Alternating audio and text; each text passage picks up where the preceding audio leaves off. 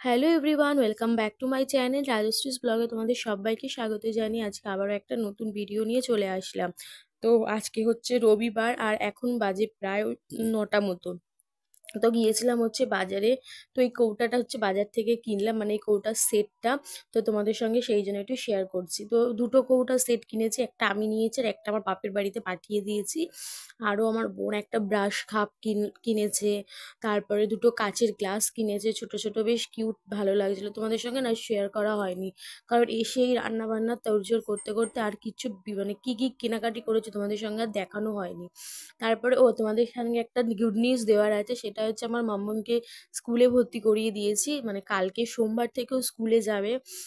তো ওর স্কুলেরই কিছু টুকটাক জিনিস কেনার ছিল, যেমন স্কুলের জুতো কেনার ছিল দুটো, বুট, একটা কেস, সাদা কেস যেটা হয় আর কালো বুট হয়, তো ওই দুটো কেনার ছিল। তারপরে মোজা, তারপরে ওর টিফিন বক্স, তারপরে আরও টুকিটাকি অনেক কিছু কেনার ছিল। তো সব কিছুই কেনাকাটি করেছি, কিন্তু তোমাদের সঙ্গে সব কিছু শেয়ার করা হয়নি।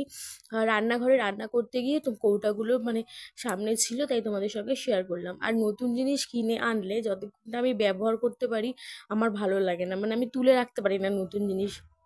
ওই জন্য আনার সাথে সাথেই সমস্ত পুরনো মশলার কৌটা থেকে সব ঢেলে ঢুলে একদম পুরনো কৌটা টোটাগুলো একদম আলাদা করে দিয়েছি। আর আমার অনেক দিন ধরেই পুরনো কৌটাগুলো ব্যবহার করছিলাম, একটু কেমন হয়েও গেছিলো।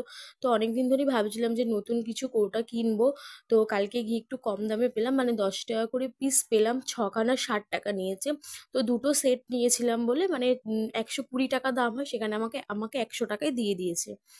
যাই হোক, এখানে মাংস আর তারপরে আর কি এখানে মাংস রান্না করছি দুপুরবেলা। আজকে আর সানডে মানেই মাংস, তো দুপুরবেলা রান্না করা হয়নি। আর চিকেনটা আমার বোন আর কি বাড়ি থেকে নিয়ে এসেছিলো। তোমরা তো জানোই যে আমার বাপের বাড়িতে মানে মাছ মাংসের সবজির দোকান আছে। তো আর কি আসার সময় নিয়ে এসে আজকে আমার বোন এসছে আমাদের বাড়িতে। আর এদিকে মাংসটা রান্না করছি। আর আজকে চিকেন মাংসটা না একটু অন্যরকম ভাবে রান্না করছি, এই যে ভেজে রান্না করছিলাম। বেশ খুব দারুণ টেস্ট হয়েছিল জানো তো। এইরকম ভেজে রান্না করলে তোমরা কারা কারা এরকম ভেজে রান্না করো অবশ্যই জানিও। আর এই দেখো, এটা হচ্ছে চই ঝাল। তোমরা কারা কারা চেনো এই চই ঝাল অবশ্যই কমেন্টে জানিও। এটা দিয়ে মাংস রান্না করলে মাংসর টেস্ট দ্বিগুণ বেড়ে যায়। আর আমাদের বাড়িতে সবাই ভীষণ খেতে ভালোবাসে, মানে আমার বাপের বাড়িতে। আমার শ্বশুর বাড়ির এটা কেউ চেনেই না, মানে আমার বড় চিনতো না। ও আমার বাপের বাড়িতে গিয়েই প্রথমবার খেয়ে এতটাই টেস্ট পেয়েছে যে এখন মাঝে মাঝেই বলে যে নিয়ে আসো। তো এটা আমার বাপের বাড়ির ওখানেও পাওয়া যায় না, এটা পাওয়া যায় হচ্ছে আমার মামার বাড়িতে। তো সেখান থেকে আর কি মা কিনে নিয়ে এসেছিলো। তো আমাকেও একটা ডাল পাঠিয়ে দিয়েছিল, বলেছিল নে, আবার কবে আসবি, কবে খাবি, তো বাড়িতেই মাংস দিয়ে রান্না করে খাস।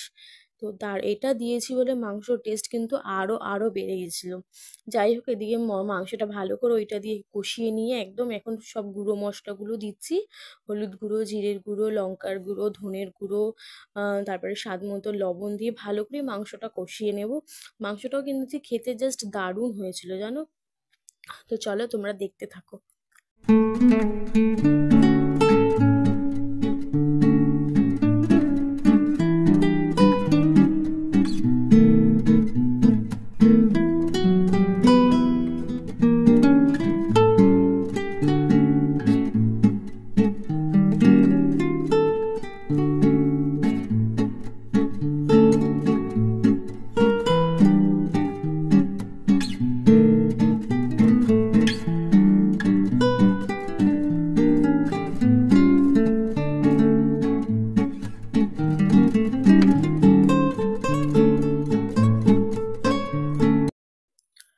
তো দেখো, এদিকে মাংসটা আমার ভালোভাবে কষানো হয়ে গেছে। আর কষা মাংস তো খেতেই হবে, 2 পিস কষা মাংস আমি আর বোন খেয়ে নিয়েছি।